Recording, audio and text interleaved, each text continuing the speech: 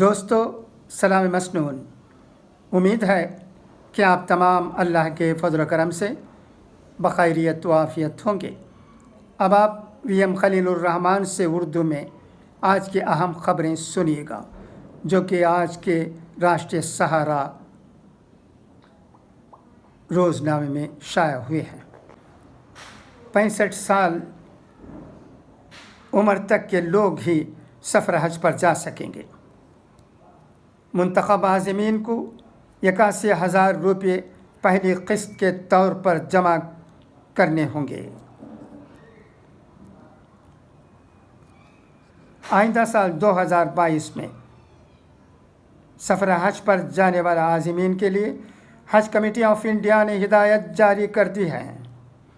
Form حج 1 نومبر سے 31 جنوری 2022 تک بھرے جائیں گے۔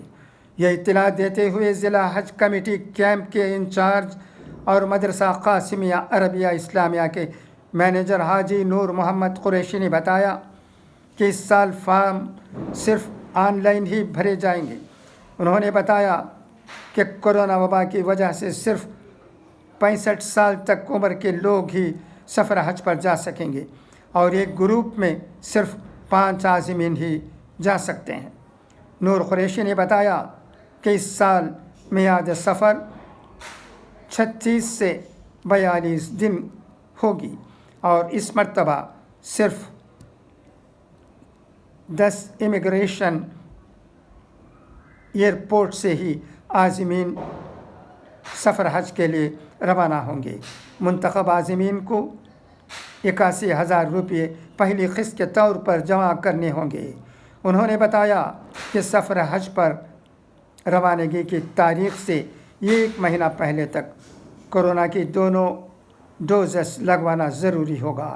حج کے form Hajj committee of India کی ویب سائٹ پر بھرے جا سکتے ہیں۔ انہوں نے بتایا کہ سفر حج پر جانے والے عازم کے پاسپورٹ کی میعاد لازمی طور پر 31 دسمبر 2022 تک ہونی چاہیے اور فیس وغیرہ آن لائن جمع ہوگی۔ آن لائن فارم بھرنے کے بعد ان کی ایک کاپی نکال کر اپنے پاس محفوظ کر لیں۔ اسی سلسلے میں مدرسہ مذکور کے پرنسپل اور کالی مسجد کے امام مولانا عرفان احمد صدیقی نے بتایا کہ کورونا کے سبب 2 سال بعد حکومت کے اعلان سے خواہش مند عازمین میں خوشی کی لہر دوڑ گئی ہے۔ تمام عازمین فارم بھرنے سے قبل ہدایات کا بغور مطالعہ کریں اور اوقات مدرسے میں صبح 9 بجے سے 1 بجے تک ربط کر کے مفت فارم بھر سکتے ہیں۔ یہ خبر بلند شہر سے ملی ہے۔ یہ راشٹریہ سہارا نیوز پیپر میں شائع ہوئی ہے۔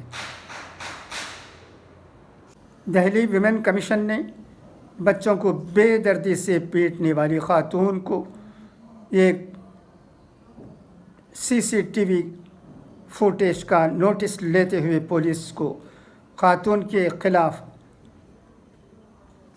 FIR درج کرنے کا نوٹس جاری کیا ہے۔ ویمن کمیشن کی چیئرپرسن سواتی مانیوال نے بتایا کہ میں CCTV فوٹیج میں اس بربریت کو دیکھ کر سخت مایوس ہوں جس کے ساتھ ایک خاتون اپنے ہی چھوٹے بچے کو مار رہی ہے۔ ان بچوں کا کیا ہوگا؟ بچوں کے ساتھ ایسا ظالمانہ سلوک کسی بھی صورت درست نہیں۔ یہ بچوں کے ساتھ ہونے والے ظلم کو ظاہر کرتا ہے۔ مجھے امید ہے کہ دہلی پولیس اس معاملے میں سخت کارروائی کرے گی اور جلد از جلد بچوں کے تحفظ اور بہبودی کو یقینی بنائے گی۔ یہ خبر آج راشٹریہ سہارا نیوز پیپر میں شائع ہوئی ہے۔ میں اس خبر کے ذریعے لوگوں کو یہ بتانا چاہتا ہوں کہ دنیا میں ایسے لوگ بھی ہوتے ہیں جو بچوں کی پرواہ بھی نہیں کرتے۔ ماں کے قدموں تلے جنت ہے۔ ماں کبھی اپنے بچوں پر ظلم کر نہیں سکتی۔ اس کا دل ہمیشہ موم کی طرح نرم ہوتا ہے، یہ کہا گیا ہے، مگر ایسے ظالم لوگ بھی پیدا ہو جاتے ہیں جو چھوٹے بچوں کے ساتھ بھی ظلم کرتے ہیں۔ ایسے لوگوں کی اس رپورٹ میں یہ بھی کہا گیا ہے، سی سی ٹی وی فوٹیج کی ویڈیو خاتون کے شوہر نے کمیشن کو دی۔ اس ویڈیو میں اس کی بیوی اپنے 8 سالہ اور 2 سال کے معصوم بچوں کو بے دردی سے پیٹ رہی ہے۔ ویڈیو میں یہ بھی دیکھا جا سکتا ہے کہ خاتون کی 57 سالہ ساس بچوں کو مار پیٹ سے بچانے کی کوشش کر رہی ہیں۔ اس کے شوہر نے کمیشن کو ایک اور ویڈیو بھی دی ہے جس میں اس کی بیوی اس کی ماں کو گالیاں دیتی نظر آ رہی ہے۔ اس نے یہ بھی الزام لگایا ہے کہ اس کی بیوی نے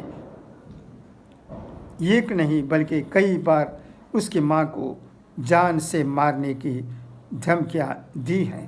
کمیشن کی ٹیم نے متاثرہ خاتون کے نابالغ بچوں سے بھی بات چیت کی اور بچوں نے تصدیق کی کہ ان کی ماں انہیں بے دردی سے مارتی تھی۔ کم سن بچوں کے ساتھ روا رکھے جانے والے پرتشدد رویے سے کمیشن پریشان ہوا اور ان کی حفاظت کے لیے کمیشن نے فوری طور پر معاملے کا نوٹس لیتے ہوئے نوٹس جاری کیا ہے۔ کمیشن نے دہلی پولیس کو اس معاملے میں فوری طور پر FIR درج کرنے کا نوٹس جاری کیا ہے اور خاتون ملزمہ کی گرفتاری کا بھی مطالبہ کیا ہے۔ کمیشن نے کانگریس کے سابق صدر راہل گاندھی نے مہنگائی کے معاملے کو لے کر بدھ کو مرکز کی نریندر مودی سرکار پر نشانہ سادھا اور کہا کہ کاش اس سرکار کے پاس عوام کے لیے حساس دل ہوتا۔ انہوں نے ٹویٹ کیا کہ دیوالی ہے، مہنگائی بلندی پر ہے، یہ طنز کی بات نہیں ہے، کاش مودی سرکار کے پاس عوام کے لیے ایک حساس دل ہوتا۔ راہل گاندھی اور کانگریس پیٹرول، ڈیزل، رسوئی گیس اور کئی خوردنی اشیاء کی قیمتوں میں اضافہ کو لے کر سرکار پر مسلسل حملہ کر رہے ہیں۔ ضمنی انتخابات کے قابل غور نتائج۔ ملک میں 3 پارلیمانی حلقوں اور 13 ریاستوں میں 29 اسمبلی حلقوں کے لیے ہوئے ضمنی انتخابات کے نتائج سے بظاہر بھارتیہ جنتا پارٹی کو بڑا دھچکا لگا ہوا محسوس ہو رہا ہے، لیکن نتائج کا اگر غور سے جائزہ لیا جائے تو اس میں کسی ایک پارٹی کے لیے جشن اور دوسری سیاسی پارٹی کے لیے ماتم منانے جیسا کچھ نہیں ہے۔ ہاں، مغربی بنگال کی حد تک یہ کیفیت ضرور ہے کہ بھارتیہ جنتا پارٹی کو یہاں شدید دھچکا لگا ہے، کیونکہ یہاں کی 4 اسمبلی سیٹوں پر ہونے والے ضمنی انتخاب میں نہ صرف کراری ہار ہوئی ہے بلکہ 3 حلقوں میں اس کی ضمانت بھی ضبط ہو گئی ہے۔ ممتا بنرجی وزیر اعلیٰ ہیں مغربی بنگال کی، ان کے پاس بی جے پی کی دال نہیں گلتی ہے۔ وہ اس لیے کہ ممتا بنرجی رشوت میں مبتلا نہیں ہوتی ہیں، وہ ایک سمپل زندگی بسر کرتی ہیں، یہاں تک کہ وہ ہوائی چپل پہنتی ہیں اور ان کا لباس بھی قیمتی نہیں بلکہ سستا ہوتا ہے۔ وہ اپنے وزیر اعلیٰ عہدے کے لیے کوئی معاوضہ بھی نہیں لیتے ہیں اور کاپی رائٹ وغیرہ سے، کتابوں کی اشاعت سے جو پیسے ان کو ملتے ہیں اس میں ان کی زندگی بسر ہوتی ہے۔ علاوہ ازیں ان کی زندگی مہاتما گاندھی جیسی ہے۔ ایسے لوگوں کو ضرور لوگ پسند کریں گے، مگر وہ لوگ جو پیسے کے لیے ہی سب کچھ کرتے ہیں، ان کی کامیابی سیاست میں ہونا دشوار نہیں کہا جا سکتا، مگر دیر پا نہیں ہو سکتا۔ ایک نہ ایک دن سچائی کی ہمیشہ جیت ہوتی ہے، اور یہی بات ہمیں ویسٹ بنگال میں ممتا بنرجی کی کامیابی سے ہمیں معلوم ہوتا ہے۔ خدا کرے کہ تمام سیاستدان ممتا بنرجی کی طرح بنے اور پیسے کی حرص کو چھوڑ دیں۔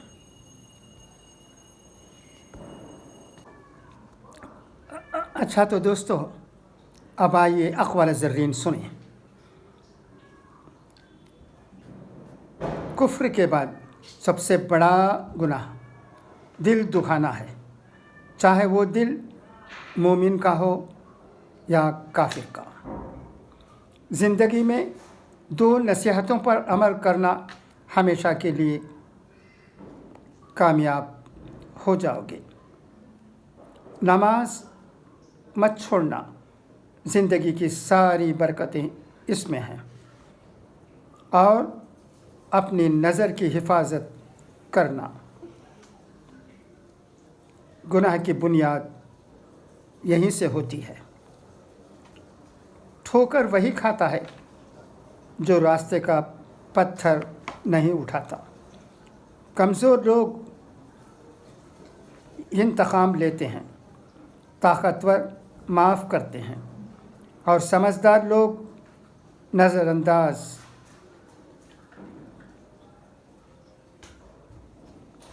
انسان کا دل توڑنے والا شخص اللہ تعالیٰ کی تلاش نہیں کر سکتا۔ دعا ہے کہ اللہ ہمیں ان نصیحتوں کو سمجھنے اور ان پر عمل کرنے کی توفیق عطا کرے۔ خدا حافظ، فی امان اللہ۔